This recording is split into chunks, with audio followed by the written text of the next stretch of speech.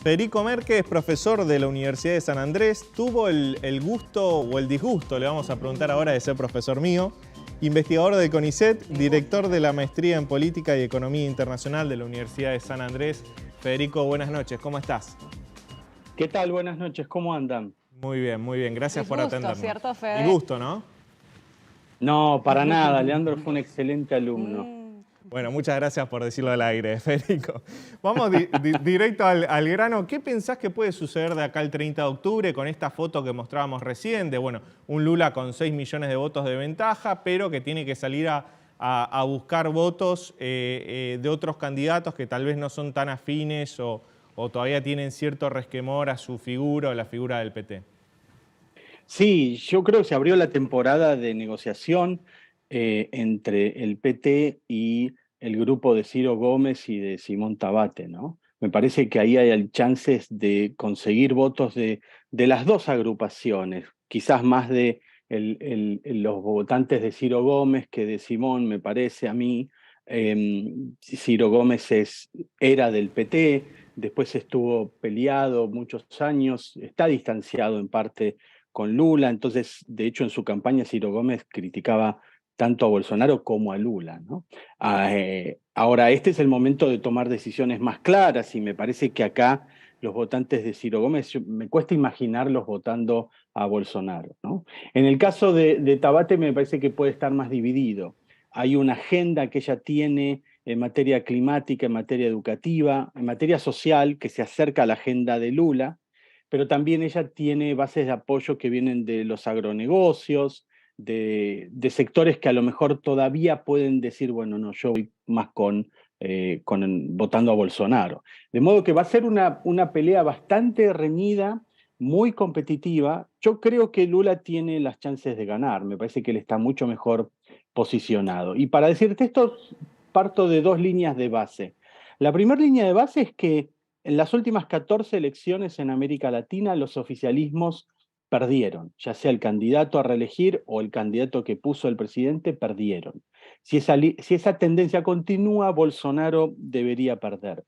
La otra línea de base es que en todas las segundas vueltas en Brasil, desde el regreso a la democracia, el candidato que quedó en primer lugar es el que finalmente llegó a ser presidente. Entonces, tenemos dos tendencias bastante sólidas que nos indicarían que Lula tiene muchas más chances de ganar que Bolsonaro. Pero bueno, esto no es matemático, esto es política, y la política es pasión también. Entonces, hay que tener cautela, ¿no?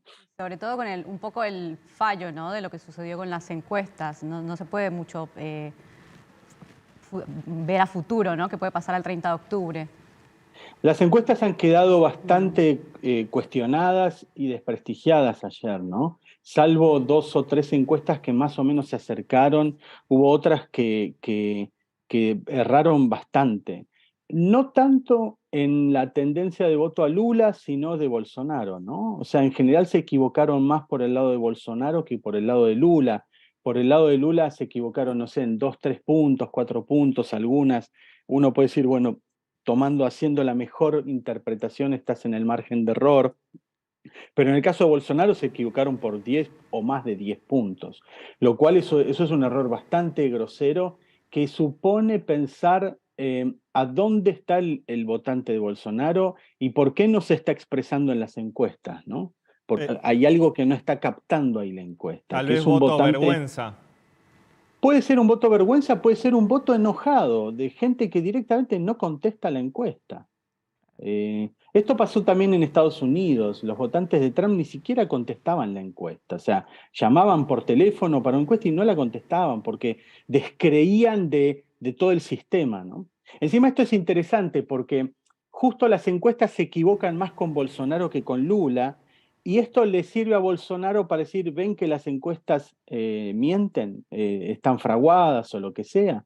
Me tiraban abajo, fíjense cómo quedé. O sea, Bolsonaro perdió, claramente, pero él le ganó a las expectativas. Entonces, Tiene un aire de anímicamente es como que, esperanza. exactamente, anímicamente es como si él hubiera quedado mejor parado que Lula mismo, ¿no? La conferencia de prensa ayer de Lula había como un ánimo de derrota, de desilusión, Me parece que tenían toda la expectativa de poder ganar ayer y no se dio. Pero bueno, quedó a 2 puntos, ¿no? Con 48, en la elección más peleada desde el regreso a la democracia. Nunca Fer- hubo una elección con tan poca distancia entre el primero y el segundo, ¿no? Fue claro. muy competitivo. 2018, no, perdón, Sí. 2018 fue similar, ¿no? 2018 creo que fueron 6, un poco más, 7 puntos, si no me equivoco. Sí. Federico, aún si gana Lula la segunda vuelta, bueno, el bolsonarismo ya se transformó en un factor de poder con esta elección, teniendo muy buenos resultados en diputados, en senadores, ganando gobernaciones. Bueno, ya es un factor de poder dentro de Brasil. En ese caso, si gana Lula, ¿qué margen de gobernabilidad va a tener teniendo al bolsonarismo de la vereda de enfrente y seguramente un bolsonarismo contestatario que hasta tal vez puede desconocer esos resultados? Sí, va a ser muy difícil. Eh, Coincido con el cuadro que vos describís, porque tanto en diputados como en el Senado, el Partido Liberal, que es el que, digamos, capturó los votos de Bolsonaro, del PSL, ¿no? Hubo un traspaso al Partido Liberal, se hizo fuerte, ganaron gobernaciones. Ayer ya hay, creo que si no me equivoco, son 11 gobernaciones que ya van a ser conservadoras, 3 del PT, el resto iría a definir en la segunda vuelta, pero claramente el bolsonarismo se posiciona como una fuerza política como hacía rato que no veíamos en Brasil. Esto del ismo, ¿no? O sea, nosotros teníamos el lulismo, pero no había otro ismo, no había un cardosismo, ni sarneísmo, ni otra cosa. Y hasta hace poco discutíamos si Bolsonaro era una especie de evento atípico dentro del sistema político brasileño que luego se iba a corregir, ¿no? Como algo fuera de lo común, fuera de la Matrix, que luego iba a recuperar la normalidad. Y lo que quedó claro ayer es que el bolsonarismo es una fuerza política mucho más articulada, mucho más sólida de lo que pensábamos, y que incluso en el escenario de que Bolsonaro pierda, va a haber un bolsonarismo sin Bolsonaro, como en Estados Unidos hay un trumpismo sin Trump en el poder, ¿no? Incluso aunque Trump no se presente en la próxima campaña electoral, lo más probable es que el trumpismo siga siendo una fuerza política fuerte, y esto habla de un Brasil no sé si es un Brasil que se ha vuelto más conservador, pero sí es un Brasil en donde los sectores conservadores se sienten empoderados y encontraron un líder que de alguna manera los interpela y los representa de una manera que nadie los había representado hasta acá. Entonces me parece que hoy Brasil tiene esa característica, ¿no? Dos grandes movimientos populares muy sólidos y por supuesto con ideas muy contrapuestas, ¿no? Eso va a ser muy difícil en un escenario en el que Lula sea presidente, la gobernación, los acuerdos, los consensos.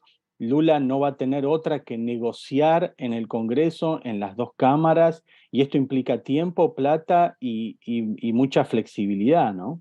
Federico, y en materia de población demográfica, ¿no? ¿Cuál es el trabajo que tiene que hacer, por ejemplo, Lula? Porque hay estados que por ahí no votaron a Bolsonaro por enojo, por el manejo de la pandemia. ¿Hacia dónde tendría que ir Lula y en viceversa también Bolsonaro, por supuesto? Sí, uno esperaría que Lula se corra al centro un poco más, no sé si se puede correr mucho más, pero sí un poco más, que revele el verdadero Bolsonaro, que él va a apostar a que ese verdadero Bolsonaro aparezca ahora en la campaña. A mí me parece que el voto a Bolsonaro tiene distintas vertientes y hay que ver ahí cómo trabaja esto Lula, ¿no? Porque hay un voto a Bolsonaro identitario que va más allá de la situación económica, ¿no? Que es gente ideológica, bolsonarista en términos de identidades políticas. Después hubo un voto a Bolsonaro más económico, puede ser del establishment financiero, ¿sí? De sectores de clase alta, media alta, que se sienten más seguros, más representados por las políticas de Bolsonaro, de apertura, de reducción del Estado, etcétera. Y después hay un voto que quizás es de gente que no está muy feliz con Bolsonaro, pero tiene un profundo rechazo por Lula, ¿no? Me parece que acá de los dos lados hubo mucho rechazo. Entonces, ese voto de rechazo a Lula va a ser muy difícil de torcer y el voto identitario va a ser muy difícil de torcer. Me parece que Lula tiene que trabajar más en el voto económico. Va a tener que hablar más con el sector de los inversores, el sector servicios, el sector finanzas, y ofrecerles ciertas garantías de que la economía va a tener un curso, de que no va a tomar decisiones arriesgadas, de que va a hacer las reformas económicas que hace falta hacer. Creo que ahí va a tener que conceder Lula. Federico, la última. Ayer el gobierno argentino estaba como muy entusiasmado por la posibilidad de una victoria de Lula. Eso al final no sucedió. Sin embargo, la relación bilateral en los últimos años se ha enfriado, y no solo se ha enfriado por la falta de piel entre Bolsonaro y Alberto Fernández, sino también por razones más estructurales de fondo. ¿Qué cambia si gana uno y otro para la Argentina? Si gana Bolsonaro, yo creo que bueno, es más de lo mismo, y más de lo mismo significa menos Mercosur, menos alianza estratégica, y implica la profundización de una suerte de desacople diplomático, político entre Argentina y Brasil, ¿no? Eso es lo que hemos visto en los últimos años entre Bolsonaro y Alberto Fernández. Si gana Lula, hay una chance de reacoplarse diplomáticamente. Digo, hay una chance, ¿sí? Me parece que Lula plantea un escenario en donde te abre la posibilidad de una nueva agenda, de una foto con Lula, con Petro, con Boric, que te dice, bueno, hablemos de cooperación regional, de qué cosas podemos hacer juntos. No necesariamente un Brasil jugando a ser líder, pero sí un Brasil que toma nota de las condiciones y de las situaciones en las que está la región, y que va a buscar dialogar nuevamente con la Argentina y con sus vecinos en materia de comercio, en materia de cambio climático, en materia de energía, en materia de alimentos. Me parece que hay una agenda ahí densa que Argentina y Brasil deberían estar llevando adelante. Eso con Lula. Ahora, gane Lula o gane Bolsonaro, hay un desacople económico, comercial, que eso es difícil que lo pueda torcer Lula. Esto no se arregla con afinidades ideológicas ni con simpatías personales. Hay incentivos económicos de un lado y del otro que me dicen que Argentina y Brasil se están desacoplando, que están dependiendo menos uno del otro. Argentina depende más de Brasil, pero Brasil cada vez depende menos de Argentina, y depende mucho más de China, de mercados asiáticos y de otros mercados. Y esto responde a un proceso de desindustrialización en Brasil y a un ascenso del agronegocio que mira a otros mercados y que se moviliza políticamente para tener relaciones con otros países y no con la Argentina. Entonces ahí me parece que hay una economía política en la relación bilateral que difícilmente se altere en los próximos años. Federico, muchísimas gracias por la nota. Un lujo escucharte, gran profesor. Muchas gracias, Fede. Gracias a vos, Leandro, un gusto, un placer. Hasta luego. Bueno, escuchaba